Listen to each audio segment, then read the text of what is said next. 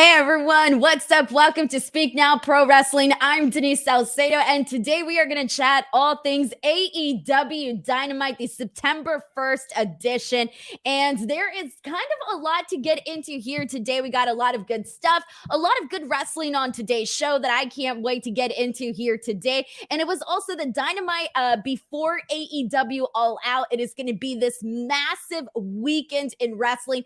I am literally, after I'm done doing this podcast, I'm gonna pack, and I got a super early 7 a.m. flight out of Los Angeles to Chicago. I cannot wait. I'm gonna be arriving tomorrow. I'll be there Thursday, Friday, Saturday, Sunday, flying back home, and then coming back on Monday to do my post show. So it's gonna be a very exciting next few days, guys. So I can't wait to kind of just talk about everything that went down here today. But first and foremost, guys, let's kick things off. BTW, if you are new to the stream, welcome. Thank you guys so much for joining me. And this is a very interactive stream, so make sure to send in some comments. I will be reading those as we go throughout this entire stream, and we will chat about a little bit about everything here today. There's been just so much going on. But first and foremost, we got a super chat from Danielle Dancel, who says, hello, Denise.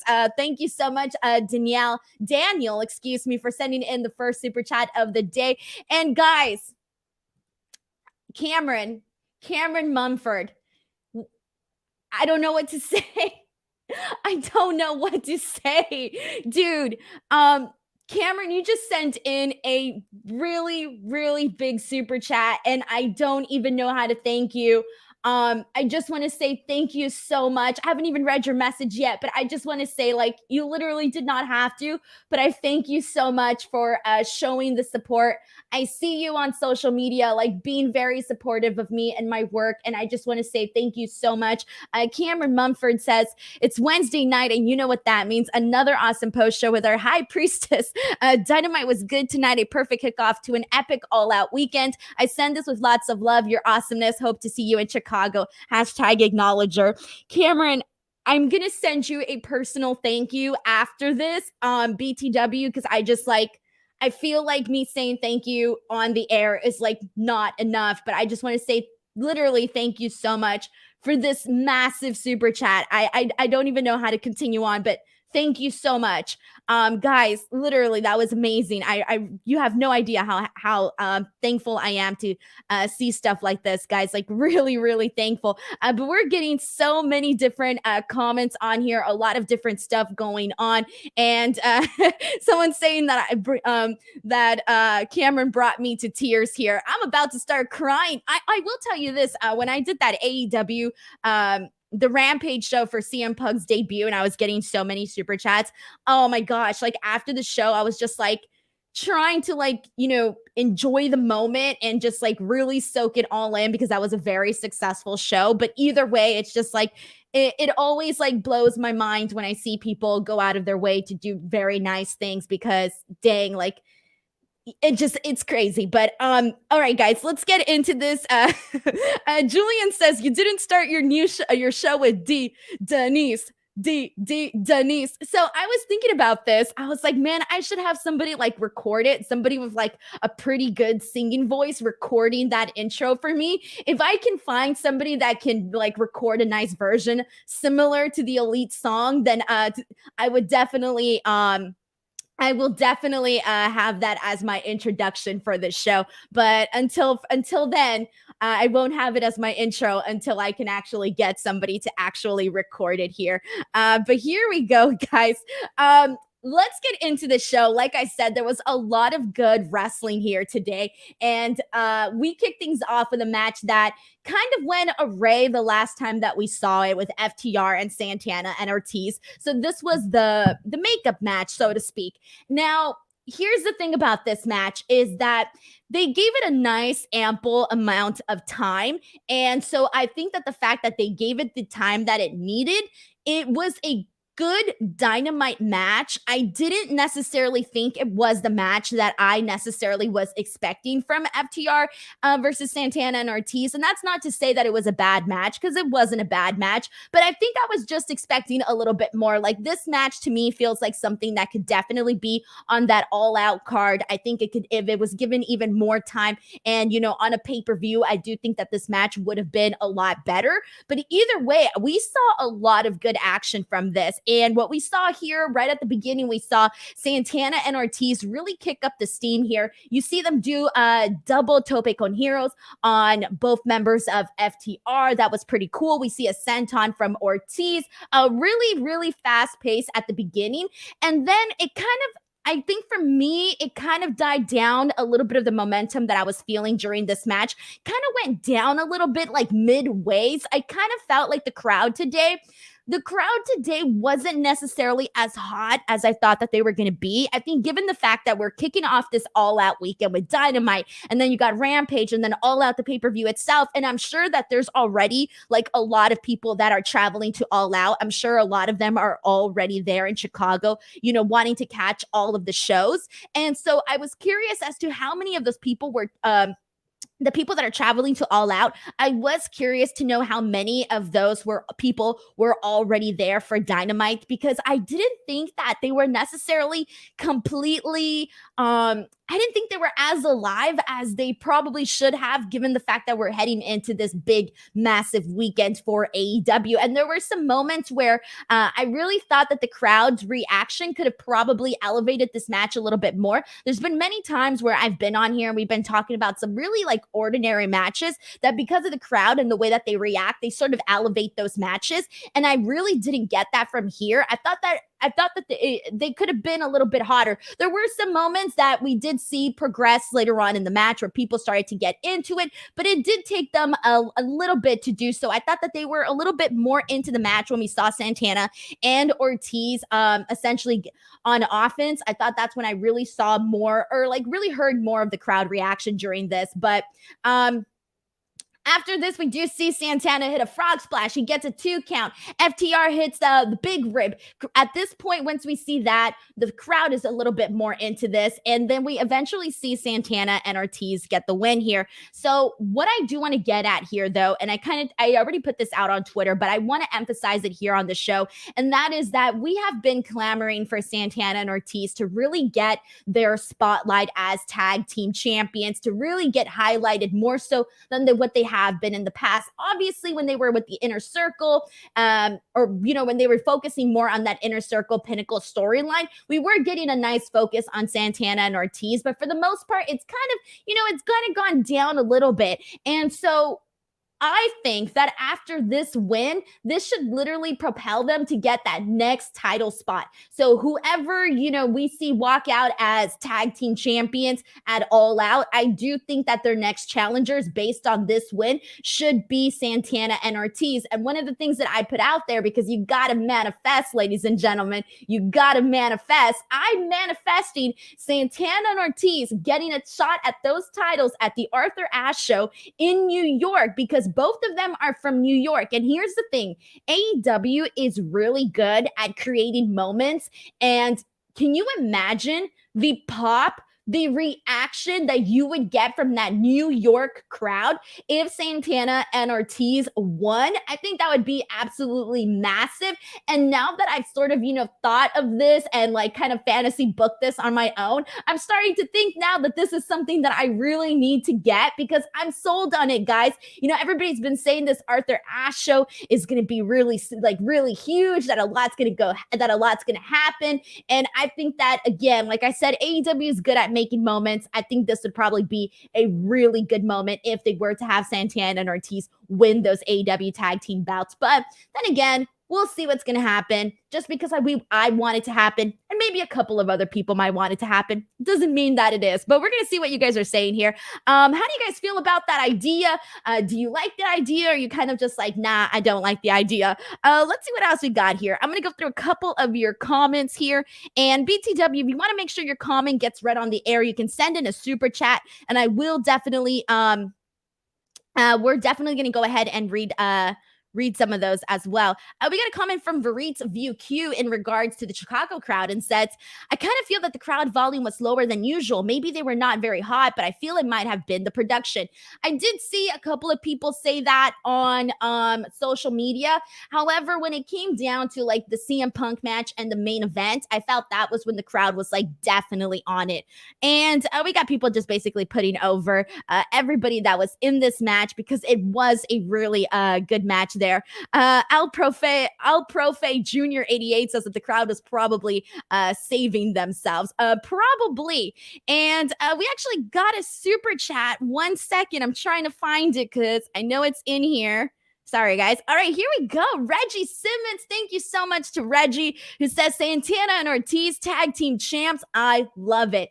Dude, I feel that I have been like I almost feel like if I were to go back and rewatch any of my AEW Dynamite recap shows, I'm pretty sure that there's at the very least, 100 clips 100 clips of me saying that they need to be AEW tag team champions. That is how many times I have said this. So when it happens, I'm going to mark the hell out, okay? And I'm not going to that Arthur Ashe show because I can't afford it. I can't afford to go. But the point is that I wish I could be there. And just know that I'll be marking out at home. But thank you so much to Reggie Simmons for sending in this super chat. I really appreciate it here. Someone says, you try to compare New York crowd to Chicago, it's not going to work.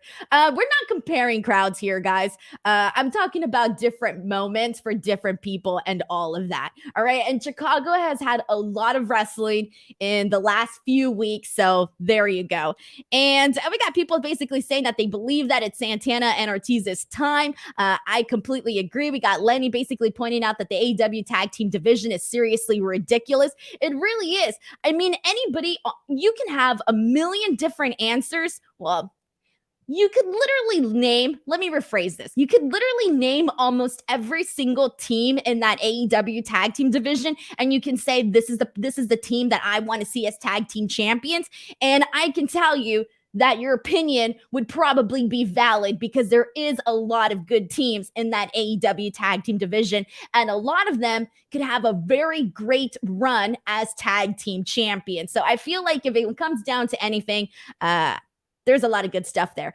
We got a comment from Cassie 420 who says, as a New Yorker, I want this to happen. So let's see, ladies and gentlemen, if by any luck, Tony Khan is out there watching this stream or reading some of the tweets, we need a match.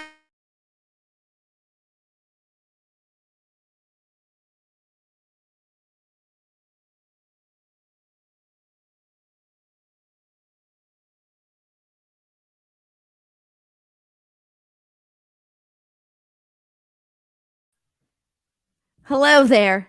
Am I back? Guys, I'm very sorry. I don't know what happened. My entire electricity went out in like just this room. I think I have way too much power and I couldn't get it back. I hope that it doesn't go out because it went out twice. So I'm so sorry, guys. Like literally everything just completely turned off during this stream and I couldn't get back in whatsoever. So I'm so sorry, guys. Technical difficulties. If this stream goes out again, I will probably try to end it, but I don't think that it will. I hope that it doesn't. Thank you guys so much for bearing with me here. Things happen. I don't know what else to say. I don't think that it could handle it couldn't handle all of my streaming, guys. This has never happened before, so I'm so sorry. All right, so there you go. Congratulations. This is probably the first time in history where a stream has just completely ended because the power just completely went out. All right.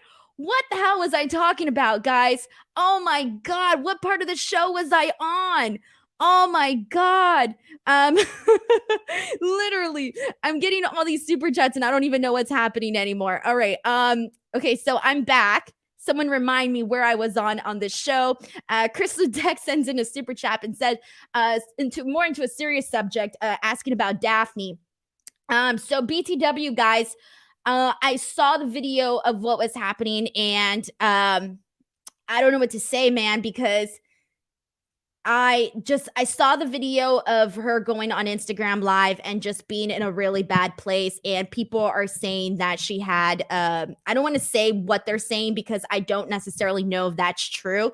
I couldn't tell from watching the video, but there are people that were speculating that she had that she was armed. I do not know though for sure, so I rather just wait and see like what goes on there, but I hope that she's okay. And I think Sean said that there is, I think that there was help being sent to her. So that's a very unfortunate situation to kind of, get in there. Someone is talking about switching gears now back to my situation about live TV being awesome. Guys, I'm so sorry. We got a super chat from Charlie Sanchez who says, Denise, I screenshot the freeze frame. LOL. It's hilarious. What were you guys seeing when my stream died? Like, were you guys just seeing black or was I frozen? I have no idea. Daniel Zambrano says, for the power bill. Thank you so much. It was not like the power. It's literally was just this room because none of the other rooms, electricity went out. I think I'm just using too much like power in here and it just couldn't handle it, which is weird because I've used this setup a million times. But we got a super chat from Ryan T who says, you just talked about Proud and Powerful and the Arthur Ashe. Thank you so much, guys. Unless you're running a stream by yourself and this happens to you, you have no idea how rattled you can become. So thank you guys so much for sticking with me, guys. I really appreciate it. Someone says they could hear me screaming. No, I don't think so. I don't think you could hear me screaming because everything was off, like literally everything. Alrighty, guys. So let's do this. Oh my God. All right. So I just finished talking about FTR, Santana and Ortiz, and my hopes for Santana and Ortiz essentially becoming tag team champions over during the Arthur Ashe show. And friendly reminder, just one more time, if by any chance the electricity goes out in this room again, I will try my best to end this stream. But just heads up, guys. I'm so sorry if it happens again. All right. Let's get into CM Punk though, because CM Punk came out and essentially cut somewhat of a promo here. He's been doing a lot of promo work from we've been seeing since his debut, and then his debut into AEW, and then his debut into the actual into Dynamite, and then now here today. So CM Punk comes out and he basically says that he's a little nervous, that he's scared about this match because it's been 7 years, and he's worried that it could all end because he hasn't been in the ring for 7 years. And then he starts to make a promise. He starts to tell the fans that, essentially every time that he comes down that aisle, that he's going to try to do his best. Now, he could barely get his words out because he was attacked. He was jumped by 2.0 and Daniel Garcia. And I was kind of a little surprised by this because I really wasn't expecting this attack from them. And I kind of thought to myself, what an epic moment for these guys who, 2.0, formerly known as Ever Rise, they were essentially kind of jobbers on NXT. They really weren't like anything like on that brand. So then you have them come on here to AEW and now they're doing all of this stuff, and that not so much stuff, but they've been doing a whole lot more than they were on NXT, right? So then you have Daniel Garcia, who is relatively new, and so to kind of have all three of them in this spot, especially for Daniel Garcia, I kind of thought was a little bit insane in terms of like what an awesome moment to really especially with Daniel Garcia, really highlight that like young talent. So I can only imagine what it must have felt like. And it did feel like a big moment for them to come out and essentially go at it with CM Punk there. And then afterwards, we had Sting and Darby Allin essentially come out and help even out the odds. They had CM Punk's back on this. And I like this. So before we get to the Sting, CM Punk, Darby Allin situation, we do see CM Punk hit a GTS on one of the guys from 2.0. And then immediately after, we get this awesome moment where Darby Allin and CM Punk kind of like butt heads with one another. And it just kind of felt like a very, very big deal where, like this is the most anticipated match. When I did my biggest giveaway ever on Twitter and I asked people like, what match are you looking forward to? I'm going to say that like 99.9% of the people that responded to that was like, Darby Allin, CM Punk. That is the answer. And when I think about all of the matches coming up on this card, I definitely also feel that Darby Allin, CM Punk is the match that I'm most looking forward to. And so when you kind of had them doing that stare down, it felt like this really like holy shoots moment.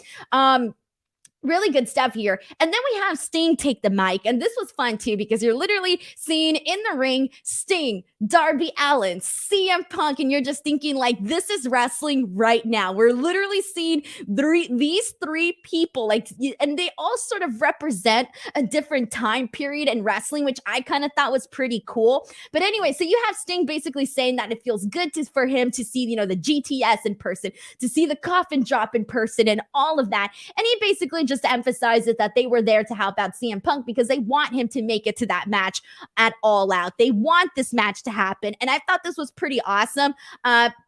Good stuff all around. Awesome moment for 2.0 and Daniel Garcia. Awesome moment for Darby Allin. Just awesome moment all around for everybody. What did you guys think about this? Go ahead and send in your thoughts. We got a super chat from Flamethrower who says, I dared not be sour when you lost your power. Guys, why does this happen to me? I don't know anymore. Literally everything that could possibly happen to me on a stream has literally happened to me. My fire alarm has gone on. My drink has like exploded in my face. I've choked on my saliva. I've made weird sounds while I'm talking. I've said Jurassic Park instead of Jurassic Express. What else? What else? At this point, I feel like anything can happen on these shows. All right, moving on from here. I have no idea what happened. Sam Fine says that he tweeted me the screen that we saw. I was scared for a second. I thought you guys could hear me yelling because I was literally yelling. Like, you guys did not see the behind the scenes. The behind the scenes was literally me yelling. I was, my fiance was in the other room and I was like, my stream, the power's off. And it was a mess, guys. It was a mess. If you were in my shoes too, you probably would have lost it too. It gets crazy over here. Anyways, but let's see what else we got here. I'm going to go through a couple of your comments here and see what you guys are saying. We got a comment here from Question the Mark who says that he heard Daniel Garcia and Wheeler Yuta had a great 60-minute match. Hope they at least give them 15 minutes on a dark episode. We got so many different comments here. This one's from Cameron who says he really liked this segment. Tony Khan gave 2.0 and Garcia a huge stamp of approval, giving them this moment. This will go a long way for these guys. I think so too, because like I said, they were one thing on NXT, and that's a show that I regularly cover. And so I know what I'm telling you here, that they weren't necessarily highlighted on that show. And at really rarely, like, they were starting to get a couple of like little moments on the show, but they didn't really have anything major. They didn't really have a major storyline. So I really just didn't see them as anything really. And now I feel like my opinion is changing based on what I'm being presented with now here. So good stuff there. We got a super chat from Christopher Marino who says, I'm starting to think Darby is going to he says, I'm starting to think Darby is going to win. Then Punk will know what he will need to do to get back to the top level. I don't know, guys. I haven't decided my prediction on who I think is going to win, if it's going to be Darby Allin or CM Punk. I will be doing a prediction show on Friday from Chicago to make up for the fact that I'm not going to be doing my SmackDown or Rampage show that Friday. So I am going to do a prediction show. So I have not decided. I have until Friday to make an official prediction. But one of the things that CM Punk has been talking about a lot in his promos immediately since he's returned was that new talent and working with the young talent. And so, the fact that that's something that has that's been brought up. And then even today, he talks about being scared and being nervous about going into this match, given that he hasn't wrestled in 7 years. Who knows? That could definitely play into this. I don't know. All I know is that it feels like an important match. That's what it feels like. It feels important. And given that this has literally been like a 2, 3, 4 week build, maybe less. And the fact that it's the most anticipated match. Really, it's the fact that Darby, they did such a good job they did a really good job at building up Darby Allin. I mean, as TNT champion, he was having all of these phenomenal matches. He's been like the cool person to be a fan of on AEW. And then obviously you have CM Punk. Like, CM Punk could literally be wrestling anybody and it would still be anticipated. But I don't want to say that because I think that Darby is bringing so much to this matchup. And again, all of that is in part to, you know, how they essentially built up Darby on AEW even prior to that. And I was listening to Tony Khan's interview with Garrett Gonzalez and Dave Meltzer on Wrestling Observer Radio. And on there, he basically mentioned that he had pretty much handpicked Darby Allin to be CM Punk's first challenger. And he wanted to present the idea to CM Punk so that CM Punk could essentially feel like it was something special, so that CM Punk could like the idea of it. And obviously CM Punk did end up liking the idea, but overall, good stuff with them picking Darby Allin to be CM Punk's first challenger. And all right, Doobie Pill. That's the Doobie Pill. You win. You got the best. You got the best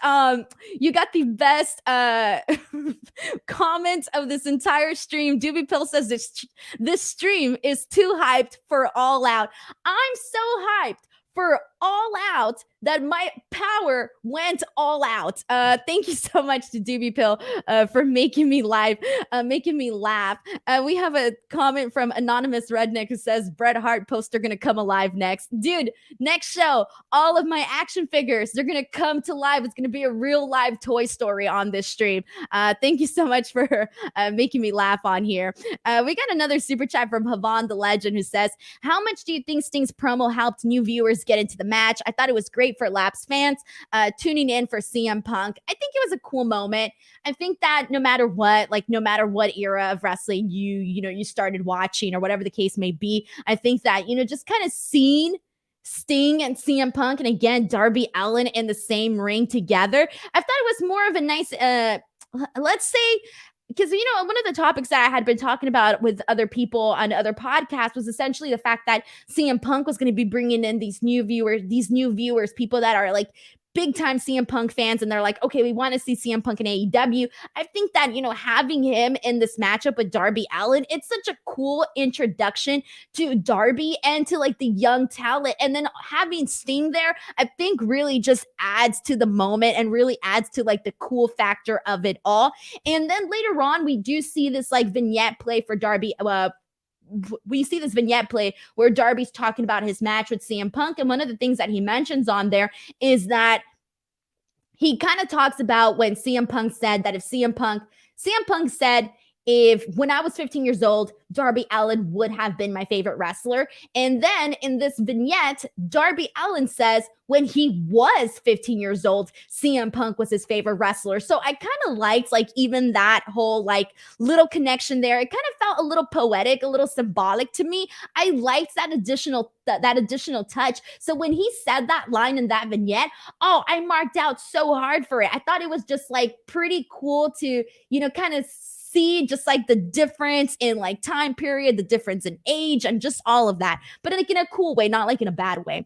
So thank you so much to Havan the Legend for sending in this super chat here. And let's see what else we got here. I'm gonna go through a couple more comments. We got people putting over Sting's promo, saying that it was really cool, and I have to agree with them as well because I thought it was a really good stuff there too. But we got a lot of people saying that they definitely think, nope, actually we got a couple of people torn on here. I'm seeing the chat. There's a lot of people saying that they want to see Darby Allin win. There's a lot of people saying they want CM Punk to win. We'll save those for the prediction show, ladies and gentlemen.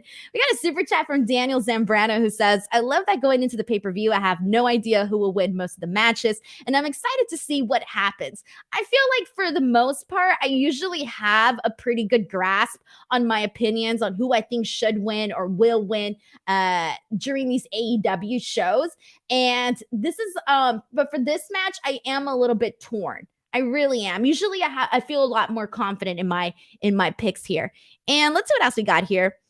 I'm going to go through a couple more comments, guys. We're getting so many here. My power going off really got the chat in a good mood here. We got a super chat from Sebastian Mikulek, who says, I think there's a very good chance MJF retires Jericho. What better way for Jericho to go out than to put a new star over? I think, and I said I wasn't completely sure on my thoughts between Darby and CM Punk.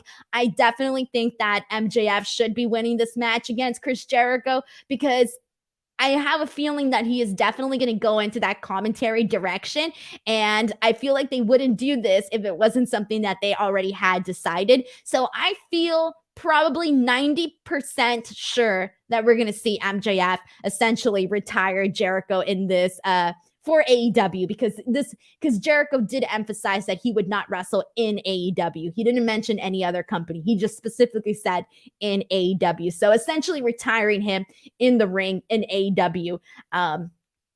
We'll see what happens. Thank you so much to Sebastian for sending in this super chat as well. And we do have a comment here from Question the Mark that I do want to mention, because he points out that AJ Lee is not coming back to wrestle. That was one of the things that we also talked about on previous streams. And obviously the conversation was going to come up when we talked about CM Punk and whether or not this meant that AJ Lee would come into the company. And I told you guys that I was feeling very hopeful that she would. And I had a feeling that she would. But apparently CM Punk has officially shut down those rumors. In an interview that he did with the New York Post, he essentially said that AJ Lee is not going to come back to wrestling.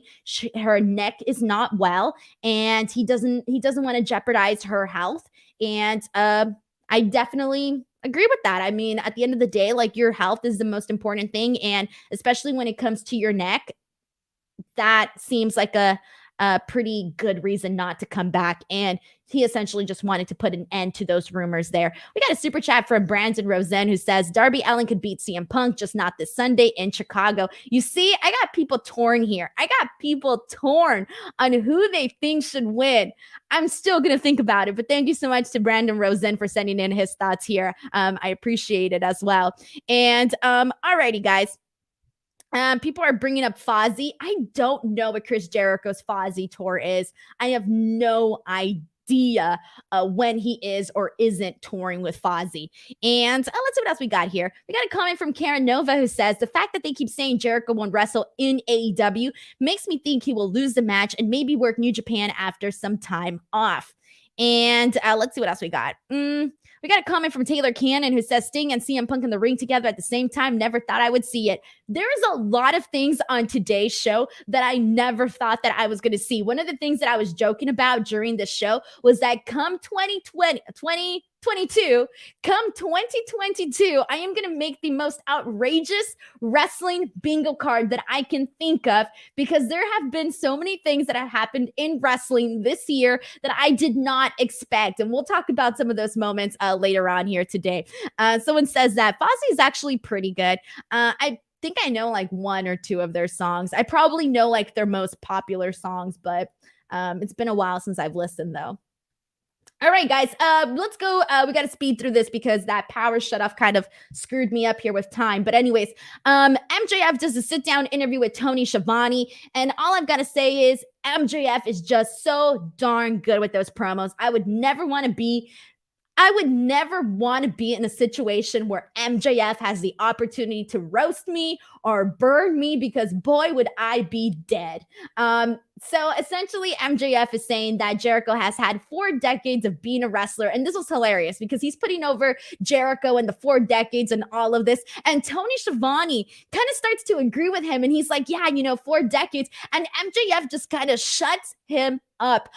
I thought that was so hilarious. I completely popped for that. I thought that was probably my favorite part of this entire sit-down interview. And then he says, he moves on to, continue to bury Chris Jericho. And he says that, quote, that he feels that he is pro wrestling stepdad because he has Chris Jericho's shoes to fill. I thought that was a really good line, calling himself pro wrestling stepdad. He then goes on to say that Jericho is going down this downward spiral. And then he points out that he's similar to Muhammad Ali because he needs that spotlight, and the spotlight is too intoxicating for Chris Jericho, and that he just can't get away from him. And he just basically says that Chris Jericho is a shell of his former herself. So I thought this was good stuff all around. I definitely thought MJF's sit-down interview was a lot better than the promo we got later on from Chris Jericho, which was still very strong, but I thought MJF completely blew him out of the water on this one here. Alrighty, guys, so let's move on because after this, we got a pretty fun match here. Orange Cassidy versus Jack Evans. This was a pretty fun match. And I mean, we should have known already because, Orange Cassidy has been having, pretty good matches with just about anybody. Jack Evans, he's just so much fun to watch work in the ring. The way he moves, I mean, he's a very, very, interesting guy to watch wrestle. And anyway, so prior to this match, we do see Matt Hardy going for the attack on Orange Cassidy. And so the referee essentially gets him removed from this match. And so Jack Evans ends up getting the advantage in this match. And then we see the tides turn when Orange Cassidy hits a tornado DDT on Jack Evans. Then we see a tope suicida from Orange Cassidy, then a crossbody, then he goes for the pin, but he ends up getting a 2 count. In the end, we do see them go back and forth a little bit, really fun match, and then we see Orange Cassidy win via a small package that actually ended during the picture-in-picture. So I gotta be honest, guys. Whenever it's picture-in-picture, I don't care what wrestling show I'm watching. I do not like picture-in-picture. I'm not a fan of it. I'd rather just go to commercials because either way, I'm gonna get up and I'm gonna do something else or I'm gonna catch up on my notes. When it comes to like the commercial breaks, I really need them. I need them because I need to gather up my notes. I need to gather up my thoughts. I need to tweet. I need to do so much. The commercial breaks help me catch up. So picture-in-picture, I was not paying attention. And then I come back and they ended up showing the replay of what happened because we ended up seeing the win. We ended up seeing the finish for this match during that picture-in-picture break. Now, I do got to say this, though. How many times haven't we seen people on commentary say, don't go anywhere, don't go anywhere. We're going to stick around here and picture over and over across all promotions when they do picture-in-picture, WWE and AEW, they always do this, right? Don't go anywhere. We're in picture-in-picture, blah, blah, blah. All right. We all go somewhere. I mean, unless you're sticking around, you're probably changing the channel or you're doing something else or you're paying attention to your phone, whatever the case may be. And the fact that they kind of gave us something that we didn't expect to happen during this commercial break, I kind of thought it was a clever way to say, you know what? Things can happen in that picture-in-picture. Don't ignore the picture-in-picture because things can actually happen during this. And so I thought this was perfectly fun. At first, I thought it was like a timing issue. I thought that maybe they just didn't time the commercials and the match and all of that, but it ended up playing into what they were doing here. So good stuff here. After this, we do see the Hardy family office come out. We see best friends Jurassic Express. They all go at it. And this is later made into a match for All Out because Tony Khan sent out a tweet. I think it was prior to the show or during the show. No, it's definitely prior to the show where he said that Pac and Andrade is no longer happening at All Out because there have been travel issues. And I'm assuming this is with Pac, in relations to Pac because I think Pac lives in the UK and he doesn't live here. So due to those travel issues, we are not getting Pac and Andrade. So it looks like this is the match that is sort of making up for that time for that match on the card. So good stuff. I thought this was the perfect match to do that picture-in-picture win. Didn't take anything away from it, I thought. So good stuff there. Let's see what else we got here. We got Lenny basically saying that AEW told us tonight, hey, pay attention to the picture-in-picture. Yeah, they did. They really did. You know what's funny? I think they had like 2 more picture-in-pictures later on in the night. I still got up and left to do something else, though, because I had to do other things, guys. Do other things. But anyways, A. Semper says, still, 99% of the time, nothing happens during the picture-in-picture. Yeah, I didn't miss anything those following times that I still walked out during the picture-in-picture. I'm tired of saying picture-in-picture. I'm just going to say the pip. I'm just going to say pip. All right. It's too much to say. Too many words. And Pomi Wrestling says the one time he didn't check the pip, a match freaking ends. The one time, so you actually watched the pip? Oh, I hate saying pip too. Oh, I'm moving on from this conversation. All right. After this, let's see what we got here. Oh my God. All right. I love this next portion. So we got a pretty short match here from Brian Cage and Powerhouse Hobbs, but I don't care that it was a short match. This was probably one of my favorite things on the show. It was literally just two big guys looking impressive as hell. Like, this wasn't, I wouldn't say like a hard hitting match, but for what it was, I really enjoyed it. I thought that both Brian Cage and Powerhouse Hobbs came out looking pretty good in this match. Like, I didn't feel like any one of these guys essentially looked worse than the other. So Brian Cage attacks Powerhouse Hobbs before the bell rings. And then we go to a commercial break. They do the picture-in-picture. I walk out, so I didn't see anything that happened there. But we come back from commercial break, and Powerhouse Hobbs has the advantage here. And during this match, Tony Schiavone mentions on commentary that Britt Baker is going to have a free agency announcement and that he's going to find out what it is. So they did kind of tease something was happening here. Now, I knew right away that it was not going to be Adam Cole, but that they wanted us to think that it might be an Adam Cole tease. So either way, I thought that the way that they did this was pretty cool.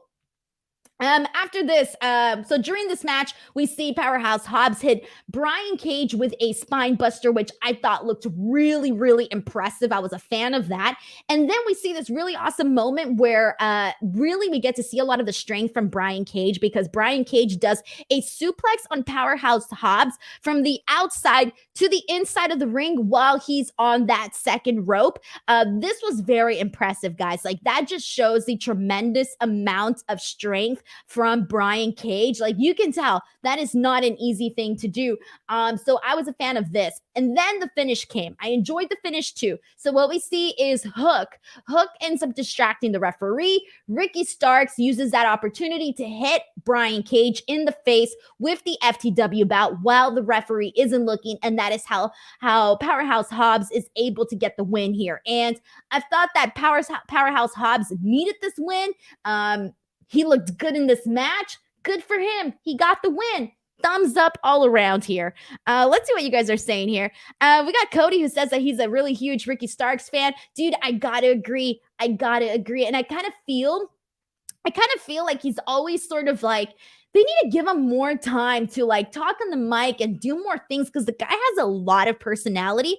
And I feel like they should put more attention on that. There isn't enough attention on that. So definitely put more attention on it. Keith Duran says Big E's favorite match, big men slapping meat. Hell yeah. And let's see what else we got here. We got a comment from EJ Lopez, and I might as well talk about this now, but first I'll read EJ's comment, who says that he thinks Britt teased two signings. The first was when she mentioned the Women's Battle Royal. The second was the hottest free agent to continue improving the ratings, hence Ruby Soho and Adam Cole. Well, she then goes on to say, she says, quote, one of the hottest stars in all of pro wrestling has just signed a new long-term contract in AEW, and then she says, that name is me. And so this was, I thought, pretty cool. I like the way that they did this, because again, we were all expecting Britt Baker to maybe give us like a major Easter egg or something like that, right? Or a name or whatever the case may be. I do see where EJ's going at with this, and I do think that she did sort of drop a couple of hints. I don't think she would just be doing this just for the hell of it, but the way that she did it to kind of put herself over as like the hottest, pro wrestling star to sign with AEW, and she mentioned signing a long-term deal with them. I thought that was actually pretty hilarious, and if anybody's going to pull that off, it's going to be Britt Baker. So I was a fan of this. Send in your thoughts, guys. How did you feel about this? How did you feel about the tease? Send in your thoughts. We got a comment from Hector Rodriguez, who says Powerhouse Hobbs, it looks like they're just making him into a copy of Taz. I don't think so. I think he's definitely bringing in his own flavor, and I like what they're doing with Powerhouse Hobbs, and I want to see more of that, because I'm really into what they're doing with him, at least from what we've seen. And let's see what else we got here. I'm gonna go through a couple more more comments. We got one from Wrestle War who says, "Congrats to Britt on her new contract, baby." And Joseph Boza says she used her segment to admit she re-signed with AEW and admit that she is scared of Chris Statlander. Also, I should mention that on Rampage we are going to be having a handicap match with Jamie Hayter and Rebel against Chris Statlander. And I'm just going to make a prediction now, guys. Here we go. Prediction time. During this handicap match, I think this is a way to debut Ruby Soho. This is it right here, guys. I think this would be the perfect way to have her come out, maybe like, help out Chris Statlander during this attack or just something, afterwards, after this match. I think it would be a really good idea to have her debut on Rampage or on Dynamite or Rampage, but I'm gonna go with Rampage right now because of this match and the way that it was set up.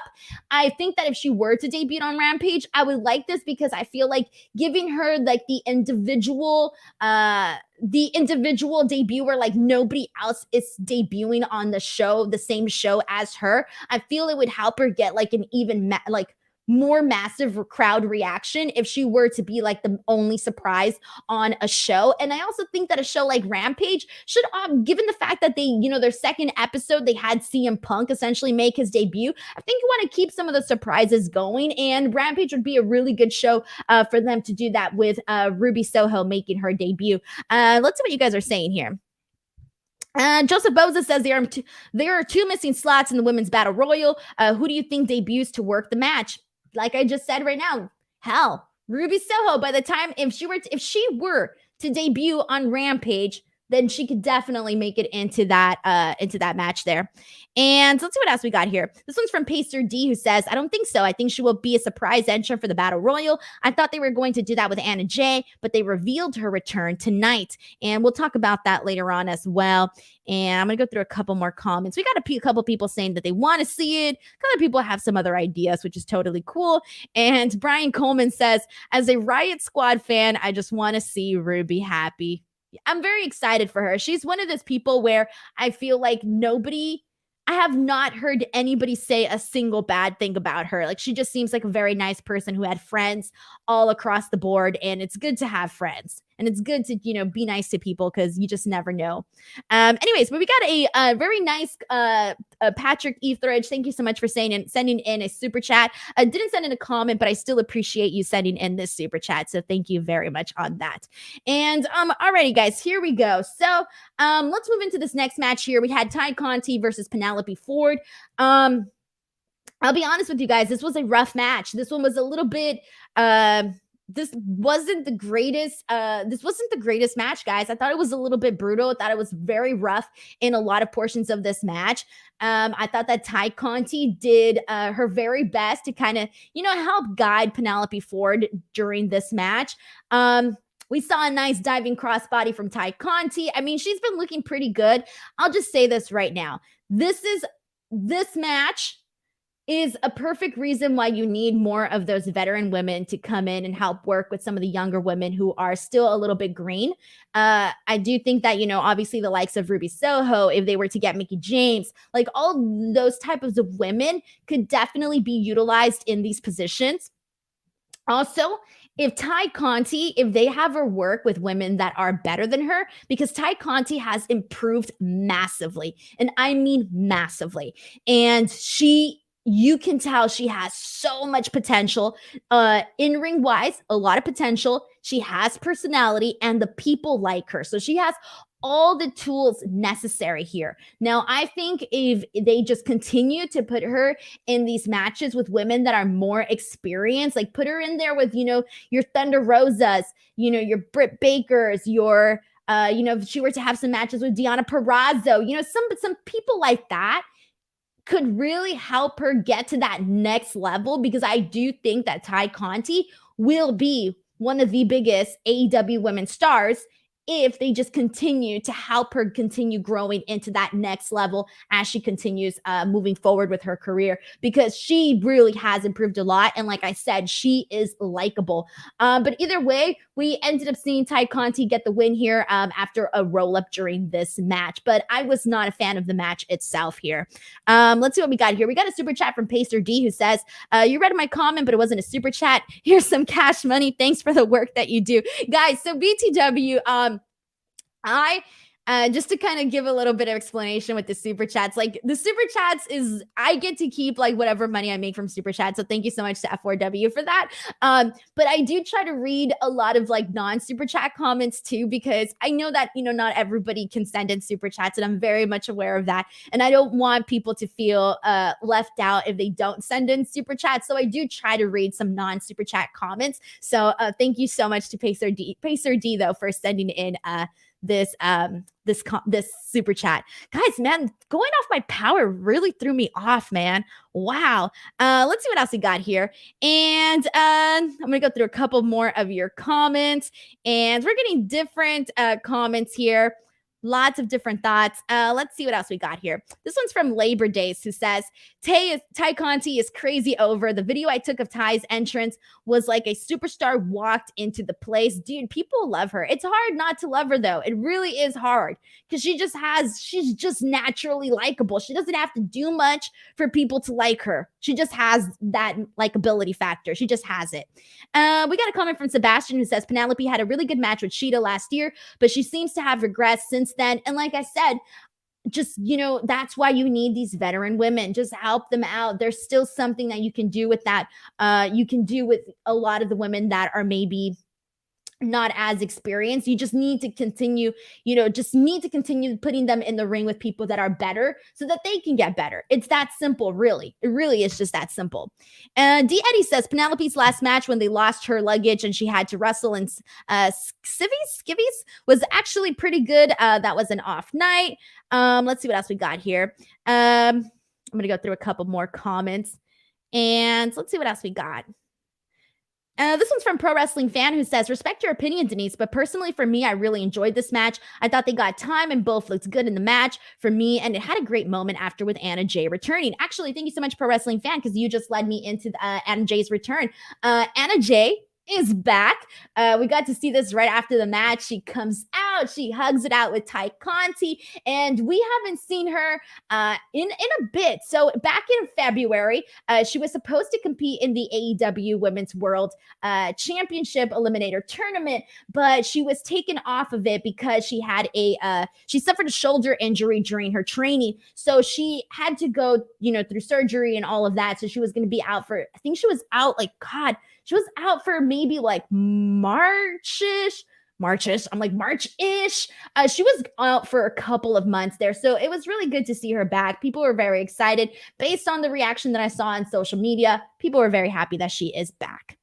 And yeah, again, people are just pretty much putting over the fact that Anna Jay is back.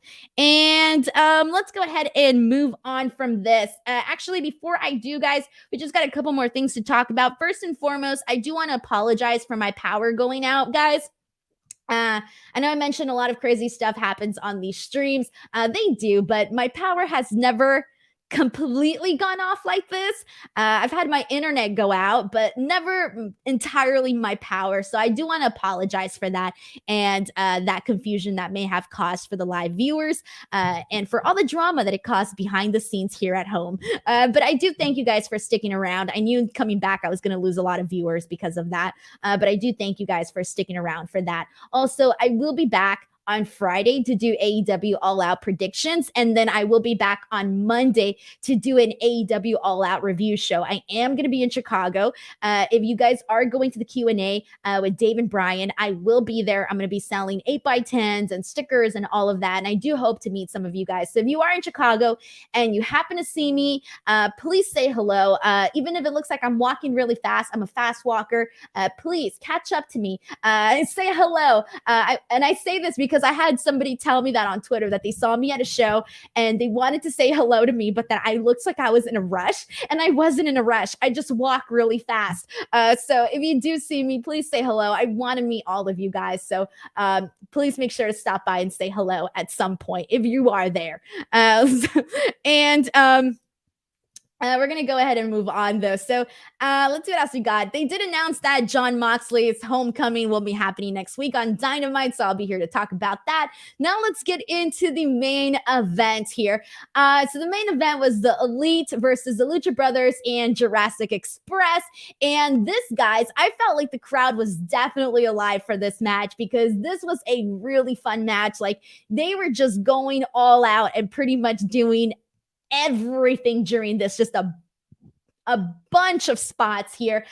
We saw the Good Brothers hit the Magic Killer on Phoenix. We saw the Bucks go for the BTE trigger, but then they were trying to go for the BTE trigger on Phoenix, but Phoenix moves out of the way, and you just end up seeing their like shins hit one another. I thought that was a pretty nasty spot. We do end up seeing the Bucks hit the Meltzer driver for the win.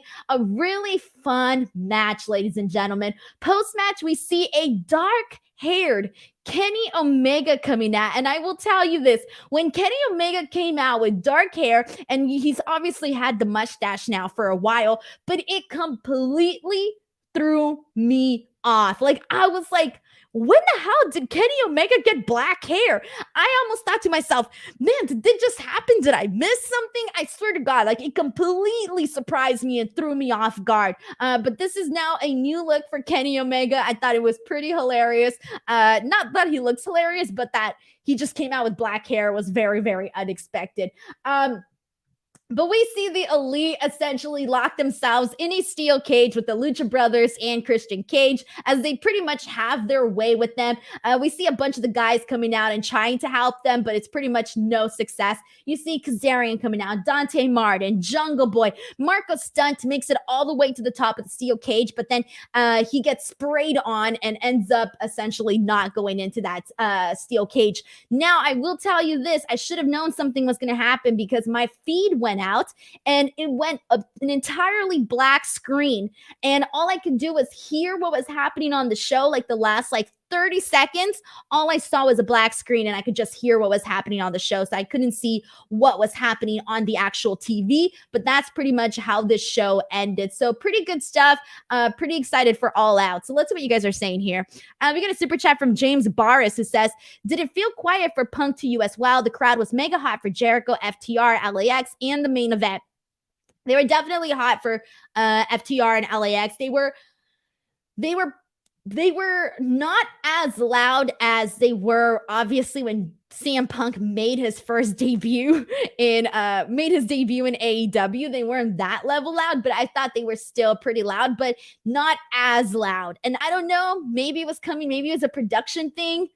I didn't hear them as loud as they normally are. And that's not so I am curious as to how that's going to change the next couple of days, because we still got Rampage. And I think the crowd's definitely going to be hot for all of the shows coming up, especially as you're getting more of that traveling crowd that, hasn't been there for all the Chicago shows. So I think that's going to be pretty exciting. I'll be there. I'll be able to tell you guys firsthand what people were popping for and what they were just there for.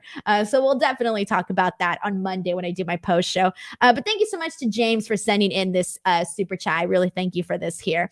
And we got a lot of people just pretty much saying that they thought this match was awesome. We got a super chat from Malcolm Mitchell who says, no love for the Paul White segment, Denise. Malcolm, I forgot. Where the hell was this at? All right, this was, I skipped it. That's what happened. I accidentally skipped it. It's literally, I wrote down a couple of lines here, but I completely skipped it. I skipped it after the Brian Cage Powerhouse Hobbs match. Thank you so much for reminding me, Malcolm Mitchell.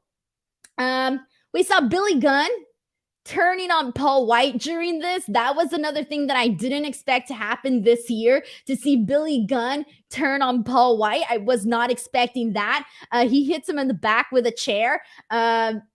Guys, I'm sorry. I do not have very much interest in this QT Marshall factory, the factory Paul White story. This is probably the least thing that I'm interested in for AEW at the moment. We do get the fans chanting asshole to QT Marshall. And then we all see the last thing that we see from this is essentially the factory all grabbing Paul White and then QT hitting the diamond cutter. And that's pretty much it, guys. I'm not the biggest fan of that. So Malcolm Mitchell, thank you for the reminder. Thank you so much for sending in a super chat here. And let's see what else we got here. And I'm going to go through a couple more comments here. And let's say someone just says, let's pray this is a quick match. I hope it's one of those matches that pleasantly surprises me. Like, you know, those matches that you're just like, I'm not really looking forward to that. Or it hasn't really piqued my interest. But then they end up having a pretty good match. I hope that happens. We'll see. We really will see what happens there. And we got a lot of people that are not that crazy about this. We got Joseph Boza, who says it's a BS segment. They are trying to make a story out of a nothing match. We got a comment from Josh Bowen, who says match was a great finish of the night. Not so. Josh Bowen says match was great. Finish of the night, not so much. Oh, okay. Oh, I see. You mean like how the show closed out. Okay. Sorry. I didn't really understand the comment there, guys. I was trying to read through all of that. We got another super chat from Reggie Simmons, who says, keep in mind the United Center is way bigger than the Now Center, so the crowd at the United Center would be louder. Yep. That's definitely true. That is 100% true. And Joseph says, did you mention Thunder Rosa getting a beat down? Wow, I skipped a lot today, guys. I'm so sorry. Today's kind of been like all over the place. Thunder Rosa gets attacked backstage by Jade Cargill and Nyla Rose. I actually kind of really like this because Thunder Rosa was like, all right, if I'm going to go down, like it's a 2-on-1. She knows she's going to go down. She's like, all right, if I'm going to go down, I'm going to go down fighting. I like this, dude. Thunder Rosa is cool. She is cool as hell. And I thought this segment, like, even though she was getting attacked by two women, I thought she came out as the winner here because she was like, all right, you want to go at it? Fine, come at me. I'm going to go down fighting. I was a fan of that. Good stuff all around. Alrighty, guys, there you go. That's pretty much it, guys. We kind of went through all of this. I want to thank you guys again so much for tuning into the show. Again, I promise you, or I can't promise you that my power will not go out in the future because I can't control that. But I do want to say thank you guys so much for sticking around, and I will be back again on Friday. I'm going to read one more final super chat, and then we'll be wrapping up this stream. And Malcolm Mitchell says that I skipped the Jericho segment. No, did I skip the Jericho segment? Jesus Christ, guys. What the hell? This is probably my worst show ever. Dude, how the hell did I skip the Jericho segment? Jesus Christ. All right, guys, that's it. I rate myself 1 star for today's show. Jim Ross does his interview with Chris Jericho. And this was interesting because Jim Ross kicks this off. And he basically, like, I kind of thought he was going to cry a little bit. Like, he kind of seemed sort of emotional when he was introducing Chris Jericho. And Jericho comes out and he brings up, that he started, main eventing 22 years ago and, mentions Chicago and, that, his debut in Chicago and all of that. And then Jericho goes on to attack MJF by calling him a piece of shit, says that they're both diabolical, they're both vicious, they're both arrogant guys. And then he starts to recall the 3 times that MJF has defeated him. And he says that he's never forgotten these dates and that he cannot get this out of his head. He then starts to kind of say that he's not a complacent guy, that he can't be complacent. And he says, that's why I'm here in AEW in the first place. He mentions it being the 100th episode. And, he mentions the fact that, they didn't know if AEW was going to be a success or not, but then it ended up being a success. And he basically tells MJF, like, you're going to have to be the best ever that you've ever been if you plan on defeating me. And he closes this out by saying, you don't have the balls to get rid of me. I liked this. I really did. I thought this was perfectly cool. I thought that the fans were definitely into this segment in terms of, like, I think a lot of people are very curious to see how this is all going to go down, especially because it looks like he is definitely losing this match. And I do think he's going to go and do commentary on AEW Rampage. But a lot of people aren't necessarily all that crazy about Chris Jericho doing commentary. So there's not a lot of people, like, I feel like some people, I don't know how to say this, but there's a lot of people that don't want Jericho on commentary. And you can't necessarily ignore that when you're seeing that on social media and you're seeing people say this. But it is what it is. I mean, I like what Jericho brings to commentary. I think that he's obviously a different type of commentator. He brings in more of that Chris Jericho persona instead of just being a commentator. So I do like that, but I do also see a lot of the criticism that people say about that. So I can see both sides of this argument here, but hopefully I didn't miss anything else, guys. Jesus. Pomi Wrestling says that my show's a 1-star review, but it would have been 3 in the Tokyo Dome. Hell yeah. Oh my gosh, guys. I'm so sorry. Again, if you're new to this show, I swear to goodness, this doesn't always happen on this show, guys. It doesn't always happen. All right, guys. Let me go get some more comments here. Before I wrap this up, I want to make sure I get this. Cody says that I'm his favorite post show. Dude, I'm like the triple A of post shows now. Like, you just never know what the hell is going to happen, but appreciate the charm of it. You just don't know what's going to happen. So we'll see. And we got people saying that they love Chris Jericho on commentary. He's hilarious. I do think he has some really, really great lines, guys. Some really, really great lines on there. And yeah, that's pretty much it, guys. All right, there you go. I appreciate it. Thank you guys so much for coming on to this show. And I apologize for the power outage. Have a wonderful weekend. Enjoy All Out. And I will see you guys on Friday for AEW All Out predictions. I'll be live from my hotel room in Chicago. Bye, guys.